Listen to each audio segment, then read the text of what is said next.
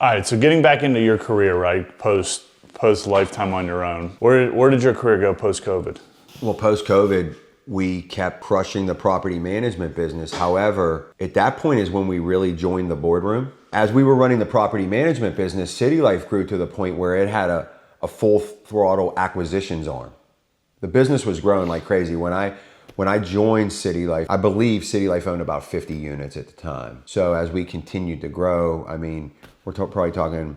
I'm pretty sure I remember hearing you always talking about how when you're like first year here, we went from like 50 to like 200 or something. Yeah, the growth was insane. By the time we started SteelPoint, we were close to 1,000 units. So at this point, we were probably around 300 units or so. So we had a full throttle acquisitions divisions. I'm not sure everything that was going. I wasn't involved in that end, but I'm pretty sure we were making cold calls, sending out texts, maybe even some mailers at the time. I'm not sure you know. Yeah, we went mailers pretty early. Yeah. So what we were doing was we were doing that just to grow the properties we were buying because the market was crazy. So you can burr anything at that time. Then the last quarter of 2022, we decided to start a wholesale company, a wholesale division, I should say.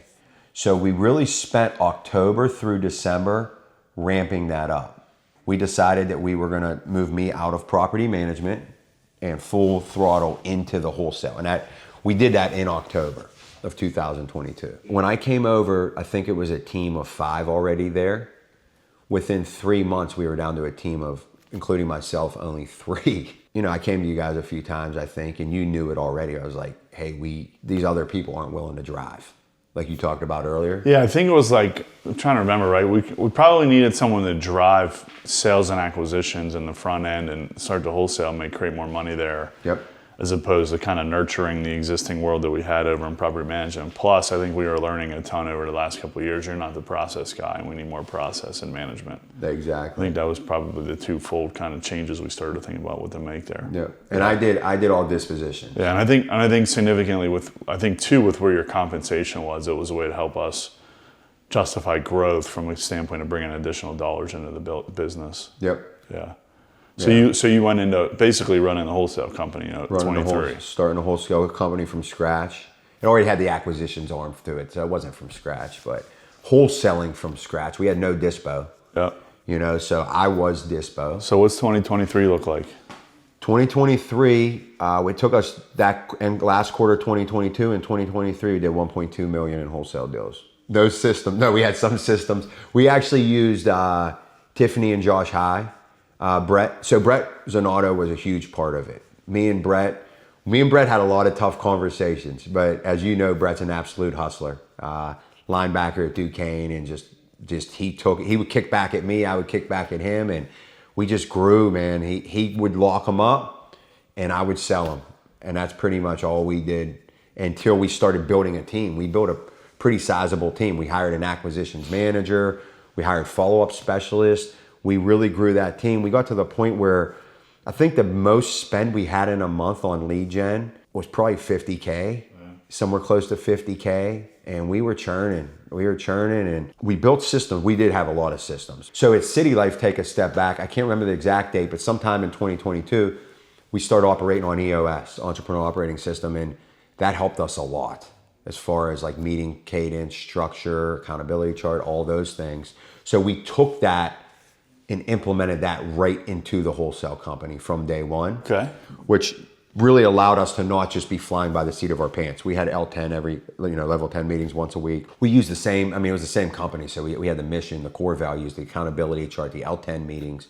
And we were really able to start holding people accountable right off the bat. Once we had a couple months of KPIs, we were able to start working our numbers backwards to figure out what our goals should be on a weekly and quarterly basis. And that's a lot of what I attribute the success to, was having that, working with Tiffany and Josh High. We went from pure in-person wholesale to where every appointment we had someone go to, where we were doing virtual. We weren't doing virtual wholesale on the selling side, but on the acquisition side we were. We kind of did a hybrid, to be honest. We still would go if we needed to. And it was fun.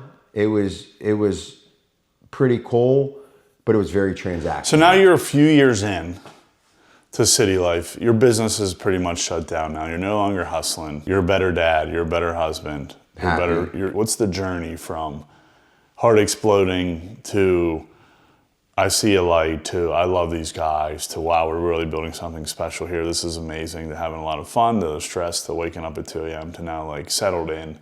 Now there's a new business arm that we're up and running. Like culturally, mentally, what's that look like for you? I couldn't imagine. I mean, not to mention, you guys invested in me going to Leadership Development Initiative, which helped me grow, and you were investing in me going to the boardroom. Yeah. So like, you guys are pouring. Yeah, you into took me. us broke for several years. Thanks for continuing to remind me. Let's not talk about that trip to Miami. I originated. I organized. It cost about $50,000. That was dumb. But that was a good time. Yeah, that for was. For those of you that are wondering what we're talking about, go look at the picture of Ash. I had Ashton at the time. Ashton was there. Kelsey came in. The entire company, I think, and we spent. DJ was an idiot. Put us at the best hotel, Lowe's. Decided that he was going to ask for everything at dinner every night. Rusty Pelican. Man, now I'm like, wow, this is what, running a business is like and being part of it. And I believe, just like I believe to today, like we were transforming people's lives. I was a part of watching people's lives change. Yeah. Like being a part of that is what I think I get the most joy out of. It's the one thing I think we got right early on with the core folks that we have and the leadership within it is our mission. Yeah. It really is what our mission really is. Build happiness, transform lives, strengthen the community. That's really what we're after. Yep. Yeah.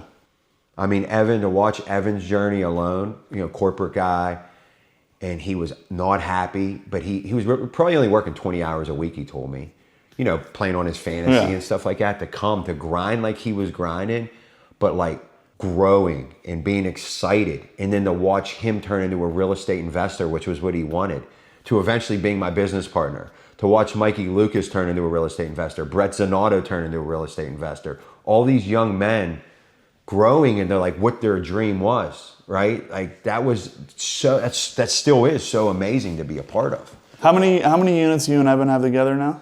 Me and Evan we have 4 together, and we're on our second hotel together. Yeah, and he has, 6 or 7 on his own? He has 10. 10 total? Yeah. Nice. Yeah.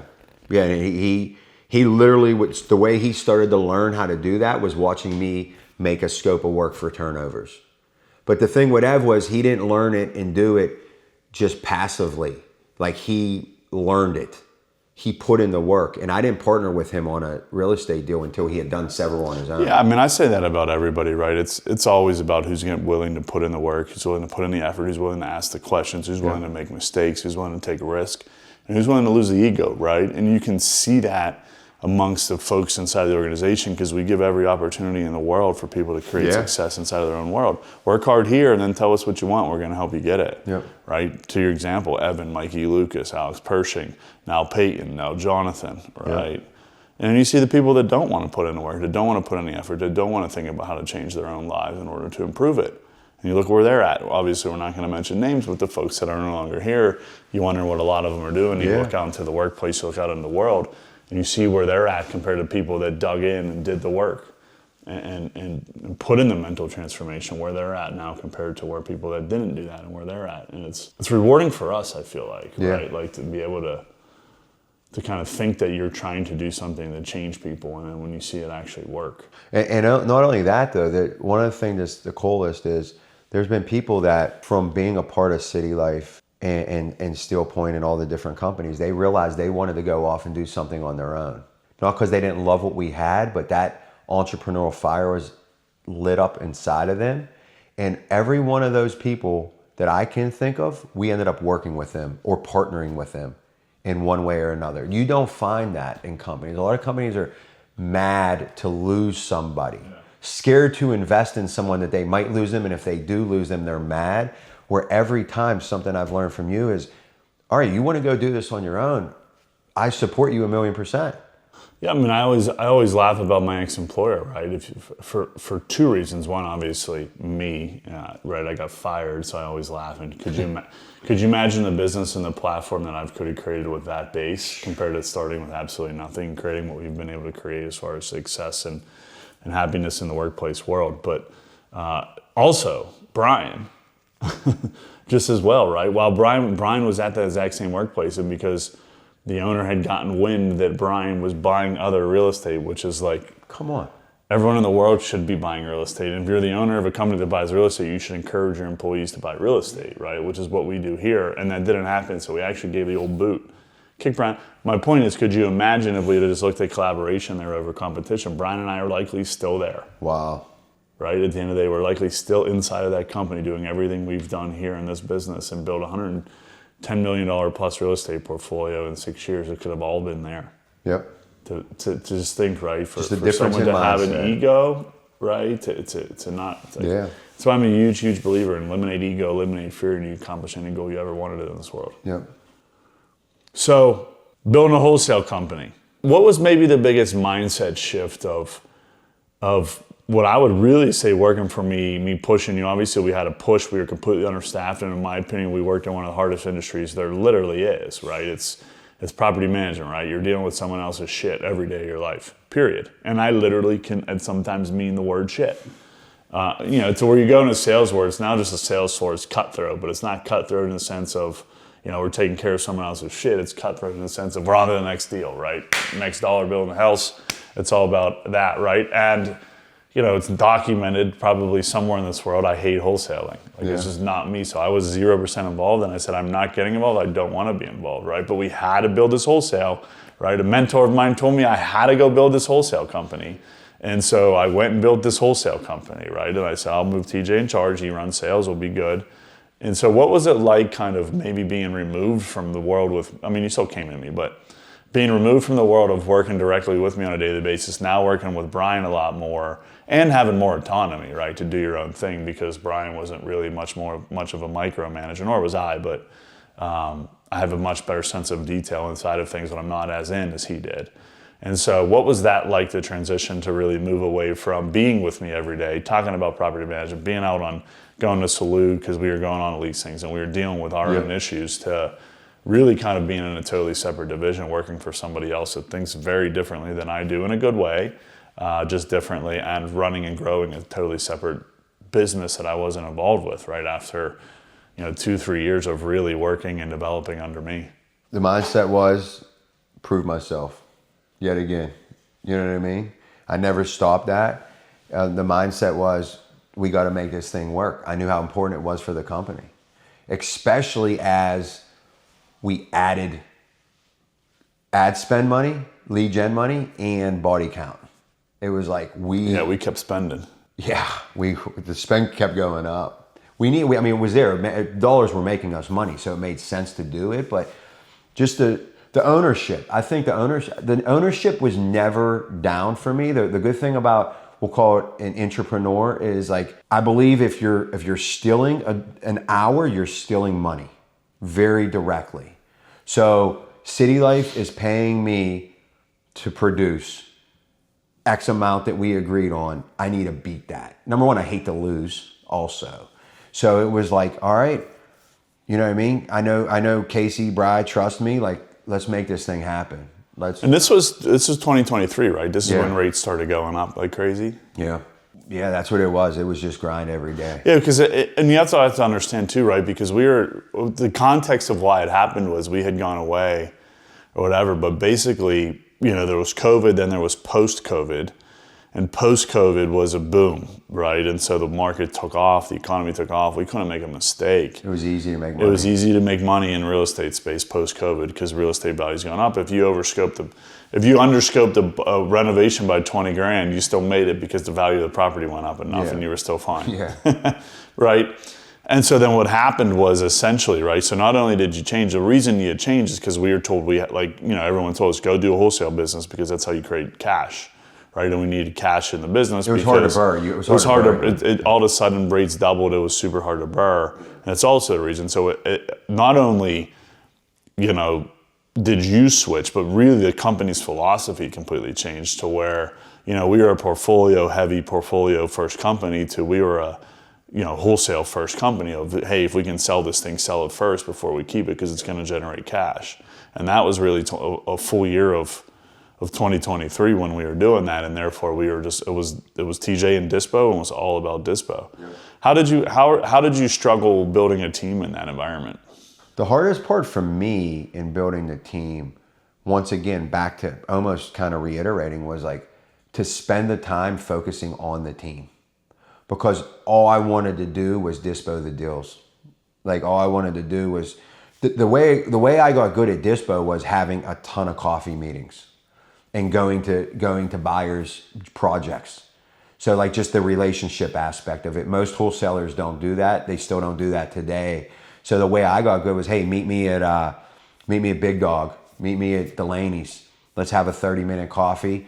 And the more I could do of those, the more good buyers I could find and the more good buyers I could sell. So the hard part was building a team, was taking the time out to build a team and to focus on the team. And, you know, most people don't have that same drive that we have. That same just dog in them, like I just like willing to do whatever the hell it takes and figure out how to balance the home life with it. It's like, let me figure out how to balance my home life first and then where I can slide this in. Even today, I know you do more than me, but I still do. It's like, I got to make this happen and I'm going to work my wife and kids into this, not like put them to the side, but I use it now as I'm going to figure out how to teach my kids business.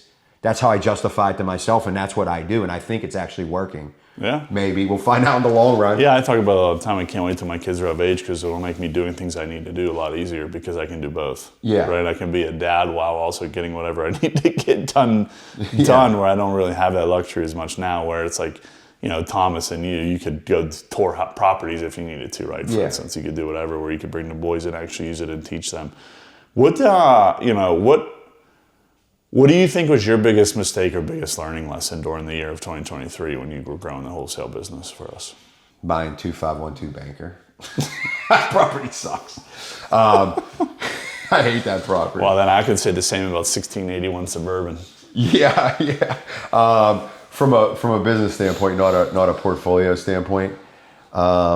Biggest mistake.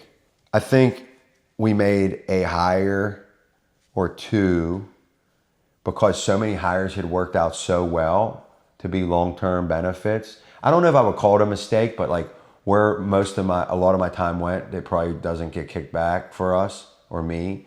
I invested very heavily in a few hires that like hours and hours and hours that didn't pan out really from a business standpoint. Yeah. Why do you think you did that? Or why do you think you made those mistakes or not realizing earlier that they weren't going to be the right humans?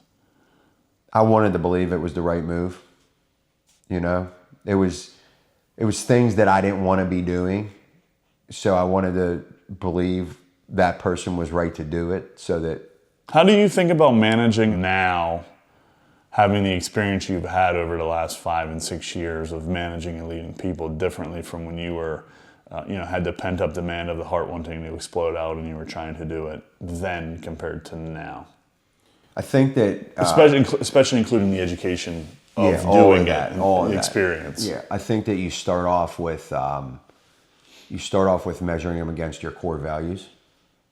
You know, that's very important. So everything I'm saying is summarizing slow to hire, right? You start off by using the PI, make sure they have the right PI, predictive index for the role, making sure they're the right person for the role. Yeah, but do you think we cared too much, and do you think we maybe still care too much about culture? No, it's impossible.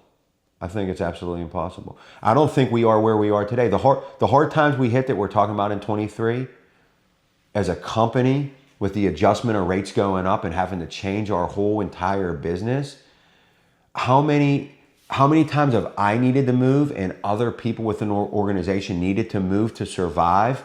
That would not happen. We literally asked a quarterback, we would ask a quarterback to go be an offensive guard. Yeah.